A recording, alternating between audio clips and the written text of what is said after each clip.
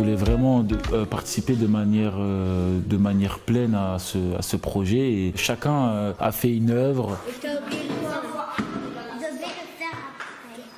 Cette année, j'ai des CP pour parler aux droits de l'enfant au CP. Mr. Wolf, pendant les vacances, il a donné des missions aux enfants et ils seront bien sûr aidés par Eraïs qui est à l'initiative de ce projet.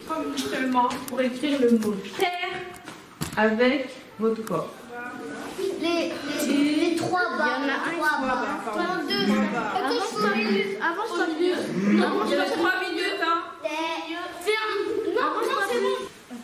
Mr. Wolf, c'est moi, mais les enfants ne le savent pas. Tout le monde sait que c'est Kader. Bien sûr que c'est Kader.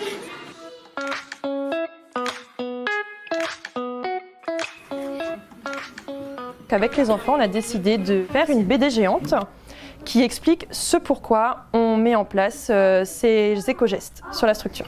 Ça veut dire gaspiller moins d'eau, gaspiller moins d'énergie. La poubelle. Regarde.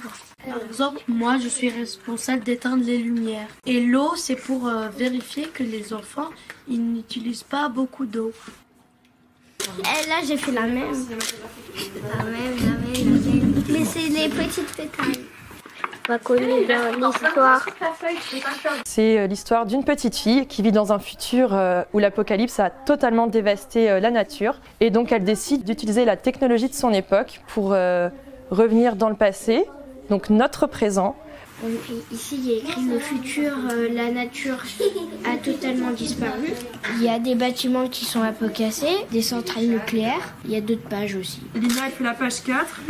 Là, on attend que la page 3 La page 5, là, on a fait 1 et 2. 1 et 2, c'est bon. Le principe, c'est que les enfants, indépendamment les uns des autres, vont créer des éléments et ensuite on va les incorporer dans une œuvre collective. Et finalement, c'est un petit peu le message qu'on veut faire passer aussi avec les éco-gestes, c'est que si chacun, dans notre coin, on fait notre part, et ben au final, ça permet à ce que tout le monde profite de la même chose, donc de la nature, de l'environnement, et je trouve que c'est vraiment chouette de pouvoir travailler de cette façon.